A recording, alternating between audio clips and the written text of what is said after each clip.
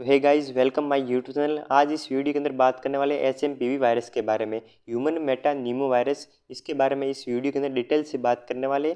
यह मेनली किस एज के ग्रुप के जो व्यक्ति है उनको होने का खतरा रहता है, और इसके किस फैलने के क्या क्या कारण है, किस प्रकार है ये फैलता है, और इसके क्या साइन एंड सिम्टम यानी लक्षण हैं आपको देखने को मिलेंगे। अगर आपको हो जाता है तो किस प्रकार के देखने को लक्षण मिलते हैं, और इसका क्या ट्रीटमेंट करना है, घरेलू उपचार क्या करना है, इसके बारे में बात करने वाले। और जो इसका पहला केस है वो कब आया था, और जो अभी जो वर्तमान में जो इसका पहला केस है वो कहाँ मिला है, इसके बारे में इस वीडियो के अंदर डिटेल से बात करने वाले। तो वीडियो को एंड तक जरूर देखते रहे, आपके लिए हेल्पफुल रहने वाला वीडियो ये। तो स्टार्ट करते हैं। सबसे पहले ये वायरस क्या है। तो ये चीन के अंदर जो आपके जो सबसे पहले जो कोविड-19 आया था वो भी आपके चाइना के अंदर आया था। और जो एसएमपी वायरस है ये ऑलरेडी कोविड-19 की तरह सेम ही है, सेम वायरस है, इसके रिलेटेड ही है। तो इसका जो शुरुआत हुई थी वो चाइना के अंदर हुई थी। चीन में नए वायरस की ने बढ़ाई दहशत। और जानिए क्या इसके लक्षण एंड बचाव के क्या क्या जो कारण है, इसके बारे में इस वीडियो के अंदर जानने की कोशिश करेंगे। सबसे पहले इसके बारे में बात करेंगे, एसएमपी वायरस है क्या आखिर, ह्यूमन मेटा नीमो वायरस क्या है, इसके बारे में बात करने वाले। तो एसएमपीवी ह्यूमन मेटा नीमो वायरस है, यह एक वायरस है, मतलब ये वायरस की तरह कोविड-19 एक वायरस की तरह था जो खांसने और सीखने से ड्रॉपलेट इन्फेक्शन के कारण फैलता था। उसी तरह यही एसएमपीवी वायरस है, एक वायरस है जो खांसी, जुकाम और गला खराब होने जैसी समस्या पैदा करता है। मतलब इसके अंदर आपको हो जाता है तो आपको खांसी, जुकाम और गला खराब होने की समस्या पैदा हो सकती है। यह सर्दियों में, बसंत में फैलता है। मतलब ये ज़्यादातर जो टेम्परेचर कम होता है ना, जैसे सर्दियों के अंदर और बसंत ऋतु है, उसके अंदर ज़्यादा फैलता है। कोविड-19 भी आपके सर्दियों के अंदर और बसंत ऋतु के अंदर ज़्यादा फैलता था, और ये आपके फेफड़ों में पहुंचकर निमोनिया का कारण बन सकता है। अगर आपके फेफड़ों के अंदर पहुंच जाता है तो आपके निमोनिया की तरह आपके कारण बन सकता है, निमोनिया की तरह, क्योंकि निमोनिया आपके ड्रॉपलेट इन्फेक्शन के कारण होता है, जिससे फेफड़ों पर इफेक्ट पड़ता है।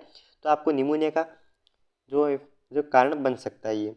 इस वायरस की चपेट में आने पर सामान्य सर्दी जैसा महसूस हो सकता है। अगर आप इस वायरस के चपेट में आते हैं तो आपको नॉर्मल जो सर्दी जैसा फील हो सकता है, नॉर्मल कॉमन कोल्ड या फिर जुकाम जैसा फील हो सकता है। सबसे पहले साल 2001 में इस वायरस की पहचान हुई थी। मतलब सबसे पहले ये वायरस आपके 2001 के अंदर आया था, करीबन 22-23 साल पहले आया था। तो इसकी खोज पहले ही हो चुकी थी, जो 2001 के अंदर आया था सबसे पहला केस इसका वायरस का। एसएमपी वायरस का जो पहला केस है वो आपके 2001 के अंदर आया था। अब ये इसके कैसे फैलते हैं एसएमपीवी, इसके कारण किस प्रकार फैलता है, इसके बारे में जानने की कोशिश करते हैं। मतलब ये एसएमपी वायरस है वो किस प्रकार अपनी जो वर्दी बढ़ाता है, जो पेशेंट को जो टच में आता है, इसके बारे में बात करेंगे। तो कैसे फैलता है एसएमपीवी वायरस। तो वायरस खांसी सीखने के दौरान फैलता है। मतलब जहाँ पर कोई जो इन्फेक्टेड पेशेंट है वो अगर खांसी या फिर सींखता है तो ड्रॉपलेट इन्फेक्शन के कारण आपकी बॉडी में प्रवेश कर सकता है, ज़्यादातर सींखने और खांसने से। बीमार व्यक्ति के कांटेक्ट में आए और सामान्य को छूने से फैल सकता है। मतलब अगर कोई इन्फेक्टेड व्यक्ति है उसके कांटेक्ट में आने से या हाथ मिलाने से या फिर गले मिलने से उसे भी आपको एसएमपी वायरस हो सकता है। सेम कोरोना की तरह, कोविड-19 की तरह ये फैलता है। इन्फेक्टेड व्यक्ति के संपर्क में आने से भी फैलता है। मतलब संपर्क के आने से या फिर कांटेक्ट के आने से या हाथ मिलाने से, गले मिलने से, इसे भी आपको हो सकता है एसएमपी वायरस। नेक्स्ट है तरीके से इस तरीके के बचाव, मतलब इसको किस प्रकार से बचा सकते हैं, इससे एसएमपी वायरस से किस प्रकार बच सकते हैं। तो इसके मुंह, नाक और आंखों को छूने से बचे। मतलब मुंह, नाक और आंखों को छूने से बचना, मतलब पेशेंट इन्फेक्टेड पेशेंट है उसके मुंह, नाक और आंखों को छूने से बचना है आपको। और खुद के जो हाथ इन्फेक्टेड हाथ होते हैं तो उनको आंखों से और मुंह से और नाक से वॉश करने के बाद ही आपके टच करें, अन्यथा नहीं करें। बीमार लोगों से दूरी बनाए रखें, डिस्टेंस रखनी है आपको। जो इन्फेक्टेड पेशेंट है उनसे दूरी बना के रखनी है। हाथों को बार बार वॉश करना है, जैसे सैनिटाइज़र हो गया, उसे हाथों को बार बार वॉश करना ज़रूरी है। और चेहरे को बार बार छूने से बचें, मतलब बार बार अपना हाथ है वो मुंह पर नहीं फेरना है, इसको हाथ बार बार नहीं फेंसना है। और मास्क ज़रूर लगाएं, मतलब जो कंपलसरी 99% है वो आपको मास्क ज़रूर लगाना है। क्योंकि कोविड-19 की तरह जैसे ये वायरस एसएमपी वायरस है जो सीखने खांसने से बस जो होता था, उसके अंदर आपने जो डिस्टेंस रखी थी पेशेंट है, जो हर व्यक्ति से डिस्टेंस रखनी है आपको, और मास्क यूज़ करना कंपलसरी है, और हाथ को बार बार धोना भी ज़रूरी है। नेक्स्ट है एसएमपी वायरस के लक्षण क्या क्या देखने को मिलते हैं आपको। तो सबसे पहले आपको देखने को जो मिल जाए, अगर आप किसी को पेशेंट को हो रखा है एसएमपी वायरस तो उसके क्या क्या लक्षण है, इसके बारे में बात करते हैं। सबसे पहले उसको खांसी होगी और नॉर्मल सा तो बुखार होगा, फीवर होगा और बहती नाक या बंद नाक होगा, मतलब उसके नाक के अंदर जो पानी बह रहा होगा या फिर सांस लेने में तकलीफ आ रही है, सांस लेने में तकलीफ और लाल चकत्ते, मतलब स्किन पर लाल लाल चकत्ते होंगे।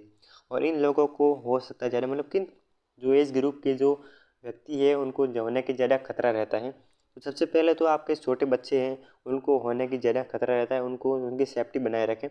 और उम्र दराज के लोग हैं और कमज़ोर इम्यूनिटी वाले लोग हैं, जिसका इम्यूनिटी पावर लो है, जैसे बूढ़े लोग हो गए, ओल्ड एज मैन हो गए, उनके जो इम्यूनिटी पावर जैसे जैसे एज बढ़ती है उसी प्रकार उसका इम्यूनिटी पावर है वो लॉस हो जाता है, कमज़ोर हो जाता है, उनको होने की ज़्यादा खतरा रहता है। अब बात करते हैं ह्यूमन मेटान्यूमोनाइज के बारे में डिटेल से बात करने वाले, इसका क्या साइन एंड सिम्टम है, डायग्नोसिस क्या है इसका और मैनेजमेंट किस प्रकार कर सकते हो, सबसे पहला केस कब मिला था इसके बारे में बात कर लेते हैं।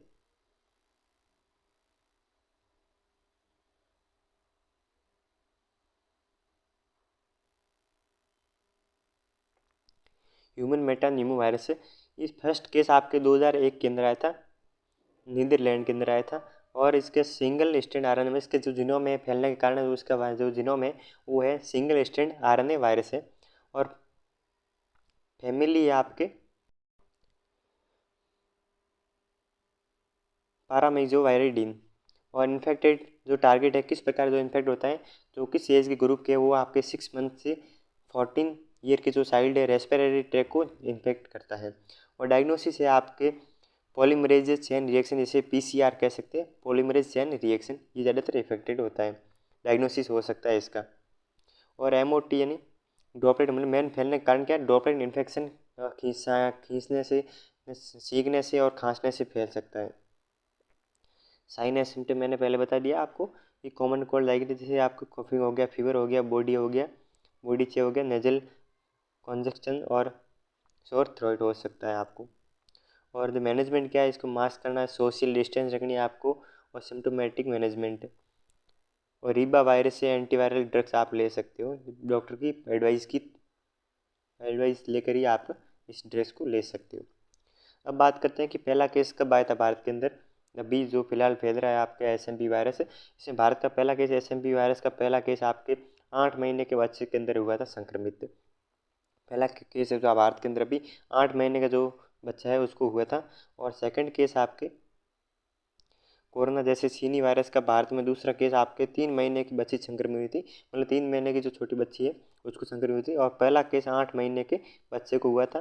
दोनों बेंगलुरु के अस्पताल में भर्ती है, दोनों बेंगलुरु के अस्पताल में भर्ती है। अभी इस धीरे धीरे इसके केस है वो बढ़ रहे हैं भारत के अंदर। तो आपको मेन आपको डिस्टेंस बनाए रखनी है, सेफ्टी के जो बचाव के जो उपाय हैं वो आपको करने हैं, और जो इन्फेक्टेड पेशेंट है उनसे दूरी बनाए रखनी है। तो अपनी जो सेफ्टी है वो खुद को करनी है, दूसरे पर डिपेंड नहीं रहना है। तो आज के लिए नहीं, बाकी नेक्स्ट वीडियो से मिलते हैं नए अपडेट के साथ। Thank you for watching.